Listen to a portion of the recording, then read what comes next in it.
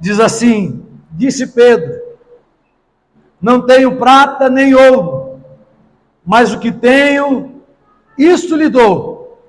Em nome de Jesus Cristo Nazareno, ande.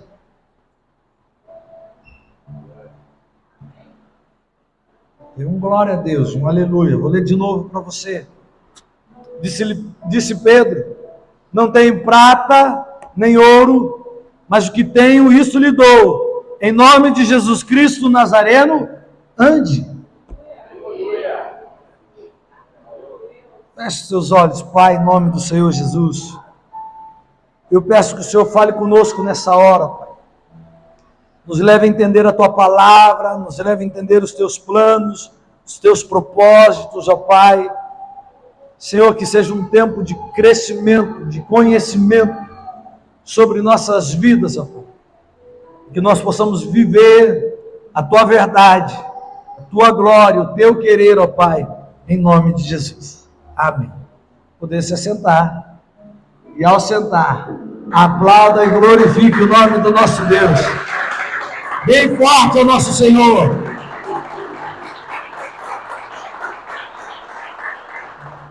Irmãos, eu quero falar hoje sobre o tema: o que tenho, te dou.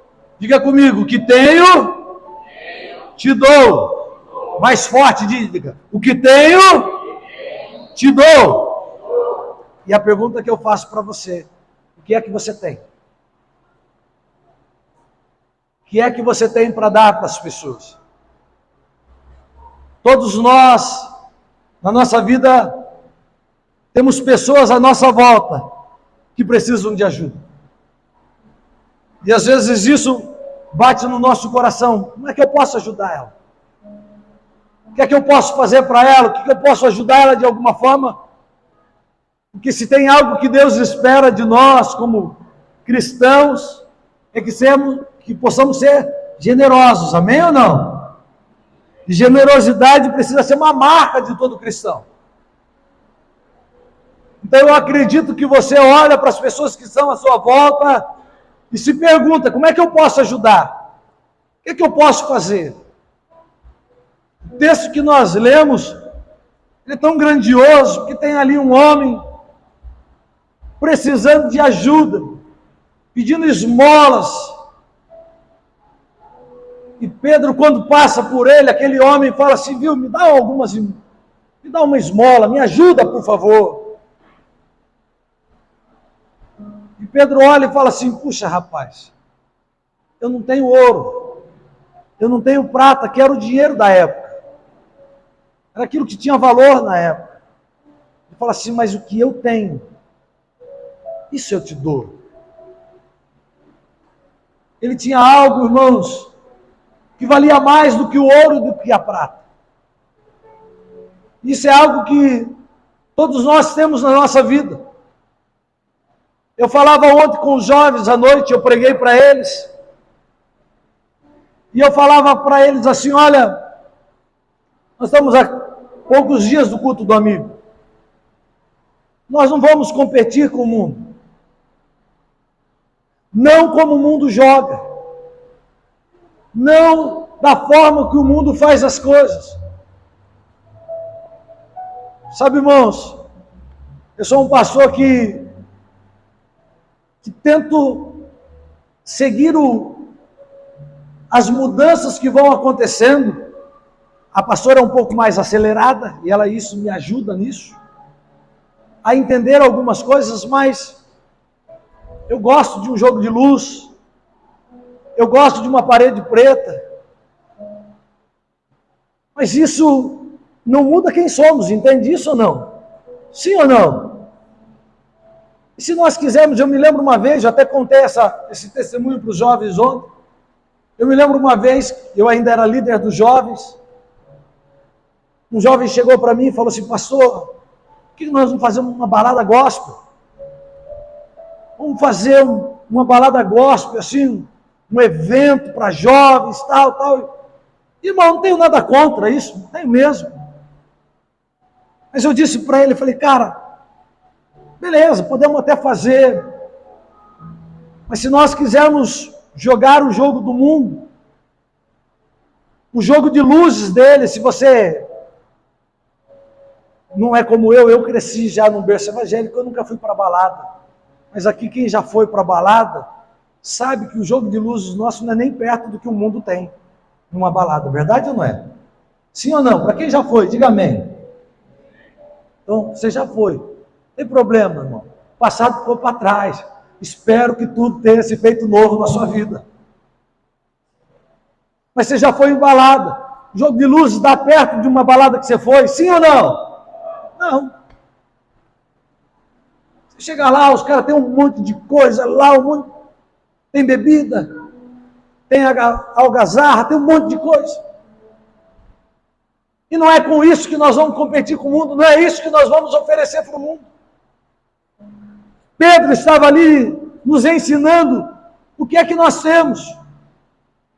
O que é que nós temos na nossa vida que pode mudar o mundo? E isso é muito melhor do que um jogo de luzes, do que uma noite de bebida, uma noite de droga. Isso é muito melhor do que uma noite ali qualquer, numa balada.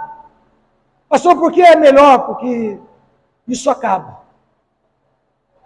Mas a presença de Deus, o poder de Deus, ele é para sempre na nossa vida. Então a gente precisa fazer a pergunta para nós hoje o que temos para oferecer para as pessoas? Eu espero que você nesse momento, nesse pensamento, você fale, pastor, eu tenho a presença de Deus. E isso eu posso oferecer. É isso que eu posso dar para as pessoas, a presença de Deus, o amor de Deus, a graça de Deus. Porque mesmo que a gente ajude alguém financeiramente, irmãos, acaba. Chega uma hora que você pode ajudar 1, 2, 3, 4, 5, 10, 15, 20, 30 vezes. Mas chega uma hora que você fala assim, eu não tenho como financeiramente ajudar. Mas eu sei, irmão, que ao longo do meu tempo de vida cristã, eu sei que quando nós ajudamos a pessoa a conhecer a Cristo, nós mudamos a vida dela. E mudamos para melhor. Agora tem lições a serem aprendidas aqui nesse texto. E eu quero junto aprendermos hoje. Primeiro, eu comecei até a falar, os nossos recursos humanos nunca irão resolver o problema do mundo. Você já ouviu falar não sei se eu vou pronunciar certo, em Elon Musk? Quem já ouviu falar nele? Ele é ou o maior ou um dos maiores. É que cada dia a briga deles ali é grande. Um dia que a bolsa cai para um, deixa o outro. Mas ele está entre os 3 maiores ou os mais ricos do mundo. O cara tem mais dinheiro do que alguns países do mundo, só para você ter uma ideia. Tem países que não têm o dinheiro que esse cara tem. Tão rico que esse cara é. Aí foi um cara lá da ONU, virou um dia e falou assim, se o Elon Musk vendesse a Tesla, 2% do valor daria para acabar com a fome do mundo. Quem viu isso acontecendo? Ele falou assim, ele foi lá e deu uma entrevista e falou assim, ó, se isso vai resolver, eu vendo todas as minhas ações de Tesla, que é uma empresa dele, e se vocês me provarem que se eu der uma quantia de dinheiro para vocês, resolve o problema da fome no mundo inteiro, eu vendo a minha parte da Tesla e dou para a ONU, mas só que vocês têm que resolver o problema. E você sabe o que esse diretor, sei lá o que ele era, fez? Ficou quietinho. Não falou nada.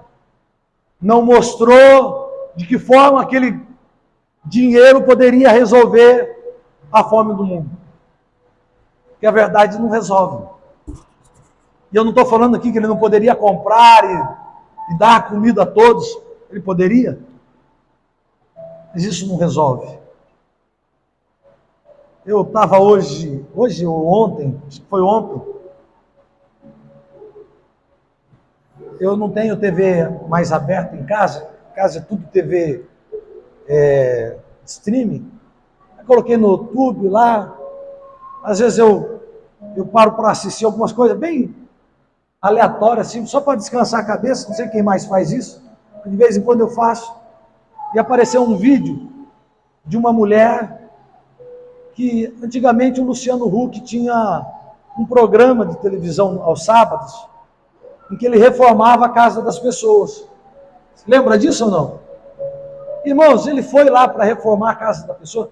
Irmãos, era tanto lixo, mas tanto lixo na casa da pessoa, tanta coisa jogada na casa inteira, irmãos, que ela poderia até participar daquele acumuladores, não sei se alguém aqui já assistiu, ela poderia tranquilamente participar daquele programa lá. Aí ele foi lá, reformou, organizou, deixou tudo bonitinho. Aí ele ficou preocupado. 6 meses depois, ele voltou na casa. Ele tinha combinado com aquela mulher, queria voltar na casa dela 1 ano depois.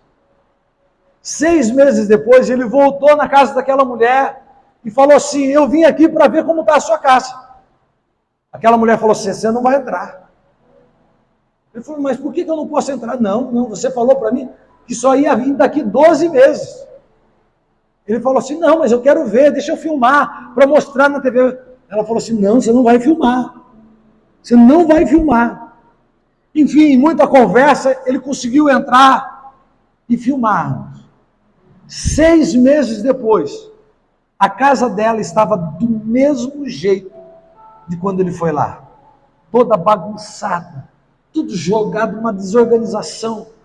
Porque, irmão, você pode dar as coisas para a pessoa, mas se ela não for transformada pelo poder de Deus, ela vai continuar sendo a mesma pessoa. Então não tem dinheiro no mundo, irmãos, que vá transformar a vida de alguém, que vá mudar quem a pessoa é.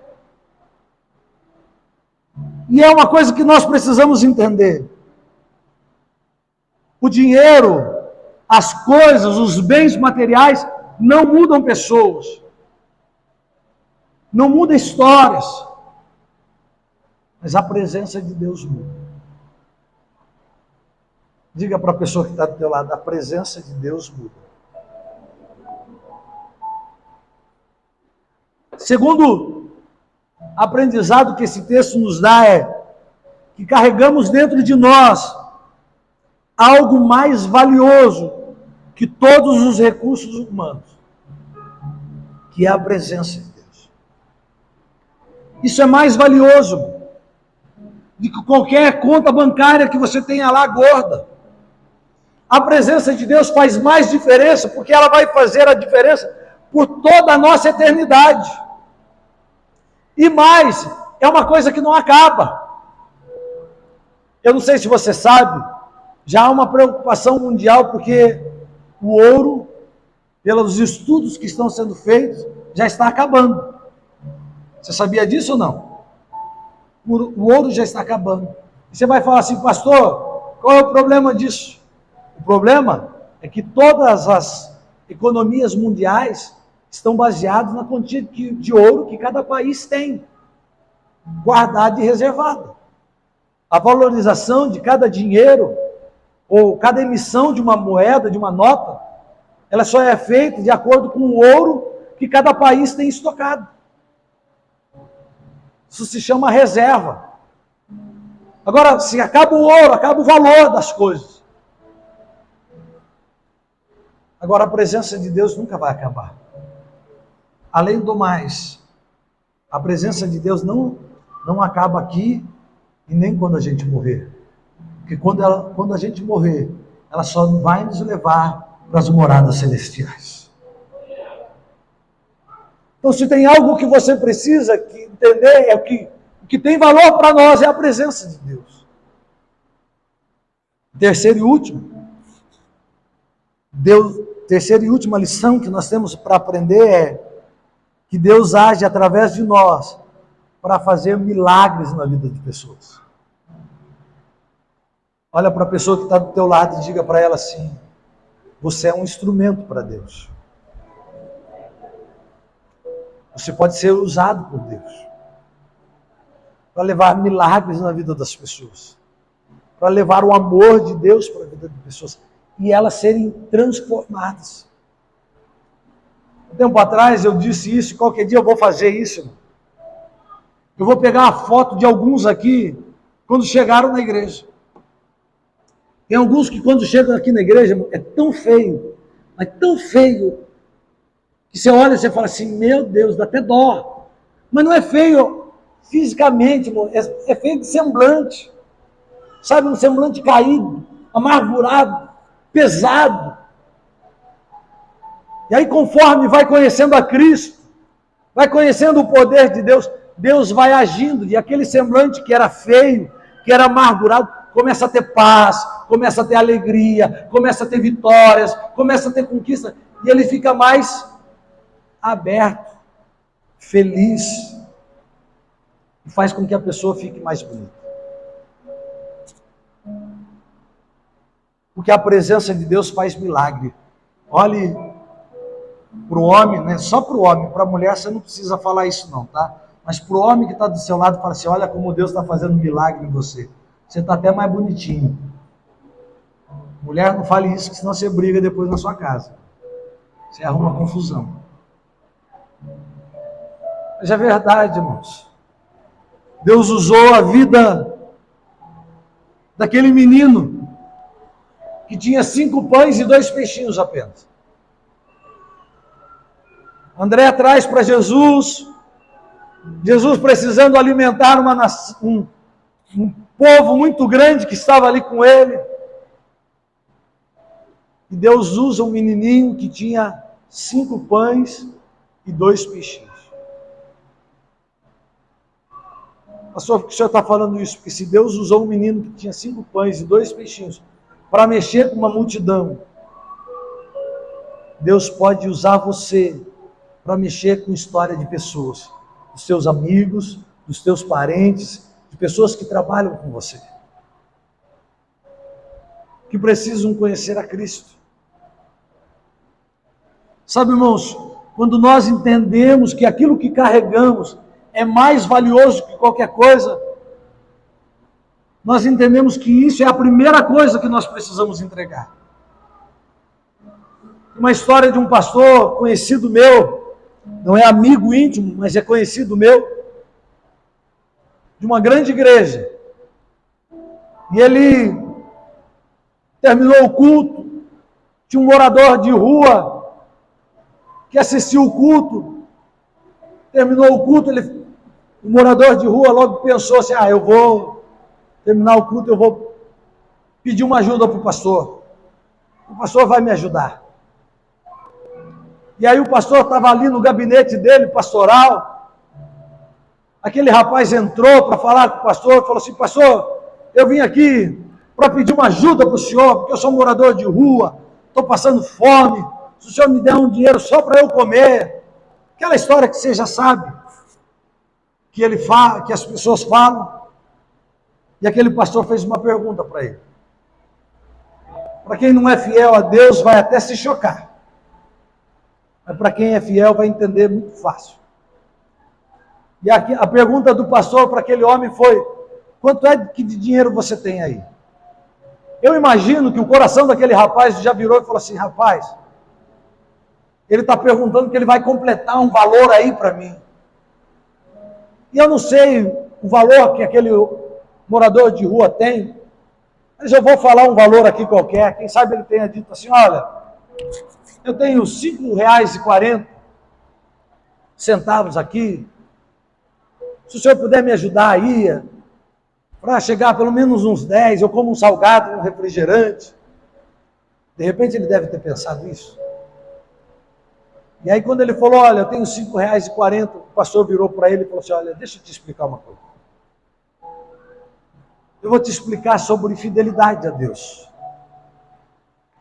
Quando nós somos fiéis a Deus, no nosso dízimo, e o dízimo representa 10%, a 10ª parte, enfim, eu não vou explicar aqui sobre o dízimo, o pastor discorreu sobre o dízimo para ele, e falou assim,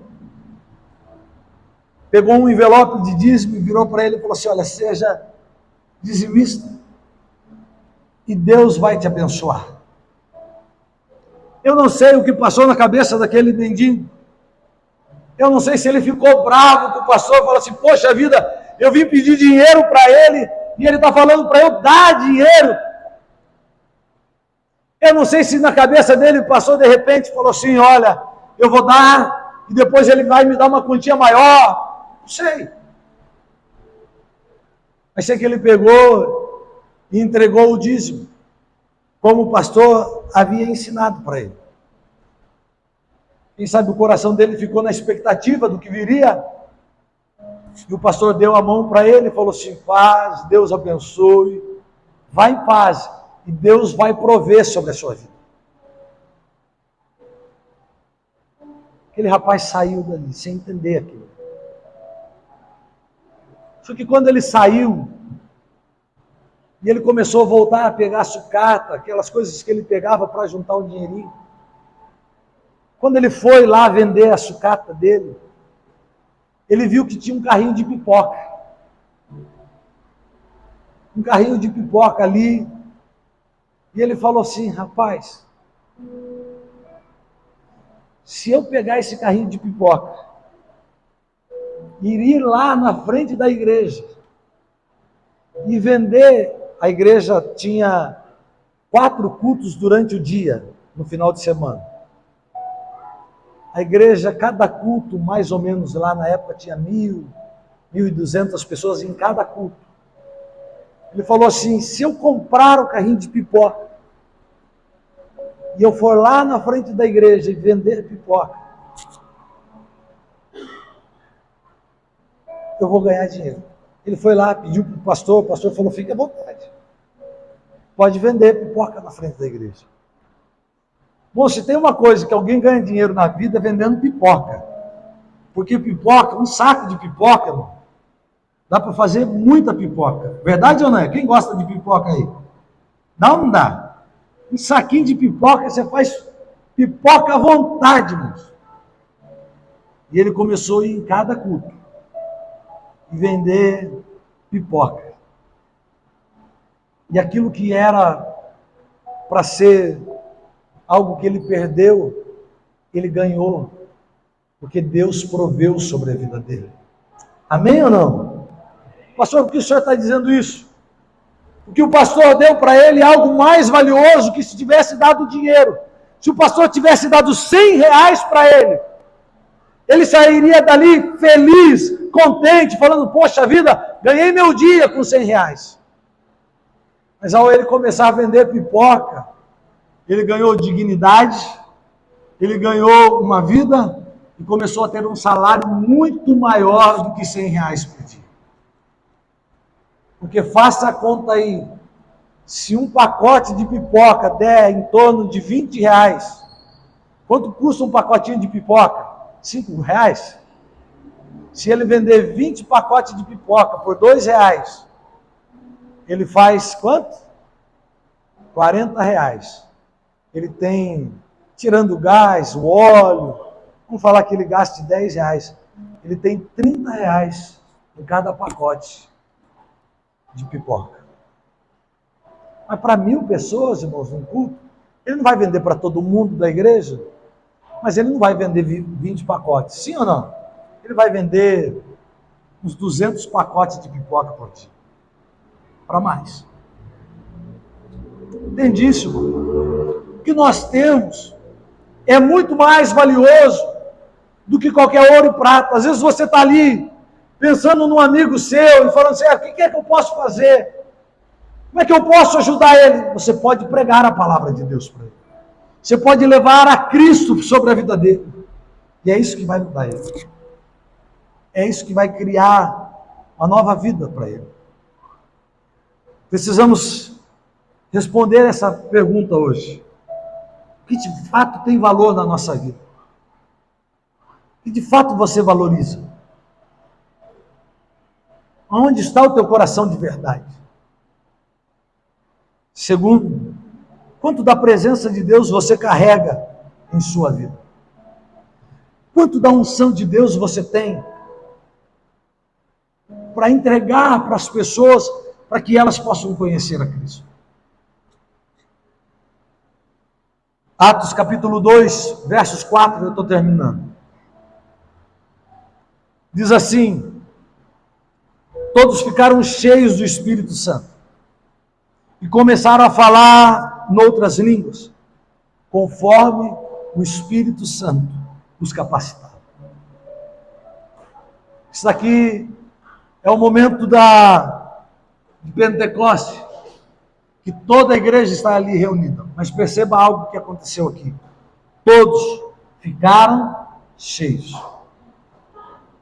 Irmãos, eu creio que esse é o ano do crescimento, amém ou não? Esse é o ano de nós vivermos coisas maiores. Mas tem algo interessante aqui nesse texto, que ele fala assim que todos ficaram cheios do Espírito Santo. Diga para a pessoa que está do teu lado: você precisa ser cheia do Espírito Santo. Toda a igreja precisa buscar ter a presença de Deus, porque a presença de Deus é que chama as pessoas para virem para a igreja. A unção de Deus atrai as pessoas.